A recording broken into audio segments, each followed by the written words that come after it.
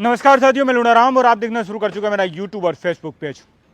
लक्ष्मण देवासी हत्याकांड मामले में बड़ा अपडेट है, नई गिरफ्तारी हुई है। जी हां, सांचौर के लक्ष्मण देवासी हत्याकांड मामले में सांचौर पुलिस को एक बड़ी सफलता मिली है और एक जो आरोपी इस मामले में लगातार फरार चल रहा था, जिससे आगे की कड़ियां जोड़ने में पुलिस को जो दिक्कत आ रही थी, क्योंकि आगे की कड़ियों का जो रास्ता है, जो कनेक्शन है, वो उसी आरोपी के पास था। उस आरोपी को पुलिस ने गिरफ्तार कर लिया है। सांचौर पुलिस को एक बड़ी सफलता हाथ लगी और सांचौर पुलिस ने जयपुर से विष्णु खुडाला, जो हिस्ट्री शीटर है, हार्डकोर अपराधी है और जो लक्ष्मण देवासी हत्याकांड के मामले में लगातार फरार चल रहा था, वांछित आरोपी, जिसे पुलिस ने गिरफ्तार कर लिया है जयपुर से। अब जब लक्ष्मण देवासी हत्याकांड हुआ, उस दौरान वो कहां कहां फरार रहा, किस तरीके से उसने फरारी काटी और आखिर सांचौर पुलिस के हत्थे कैसे चढ़ा, और अब पुलिस की पूछताछ में जो नए खुलासे हुए हैं वो भी हम आपको बताते हैं।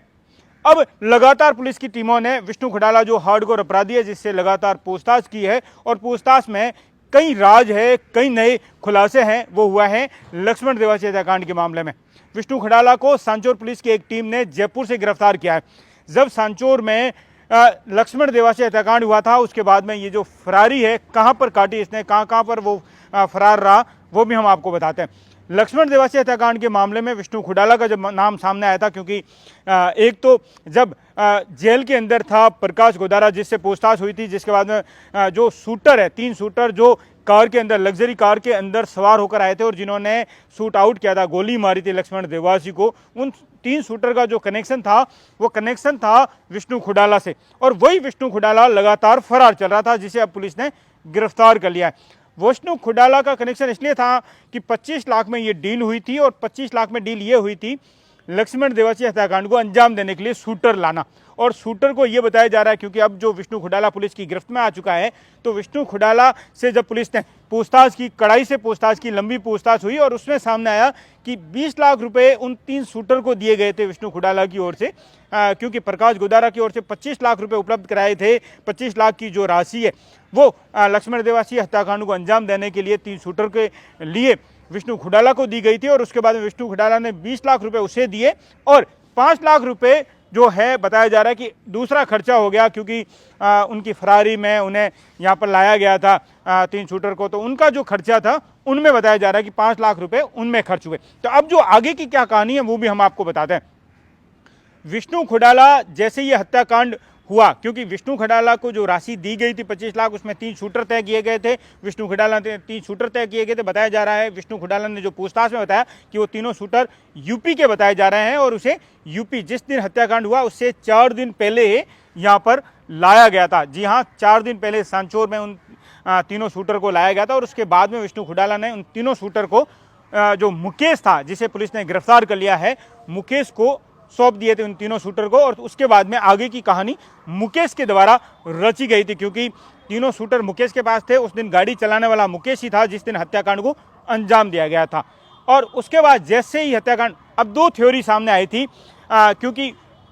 मुकेश से जब पूछताछ की थी पुलिस ने, तो बताया था कि विष्णु खुडाला हत्याकांड के दिन यहीं पर था, सांचौर में आसपास में। लेकिन जब विष्णु खुडाला से, अब जब विष्णु खुडाला पुलिस की गिरफ्त में आ चुका है, तो विष्णु खुडाला से पूछताछ हुई, तो विष्णु खुडाला का कहना है कि वो उस दौरान, जब हत्याकांड हुआ, उस दौरान वो जोधपुर के आसपास में या जोधपुर में था, और उसके बाद में वो वाया अबू रोड होते हुए ट्रेन के जरिए गोवा चला गया था। वो काफ़ी दिन गोवा रुकता है और उसके बाद में वो पंजाब चला गया, और वो पंजाब में अपनी फरारी काटता है, और उसके बाद में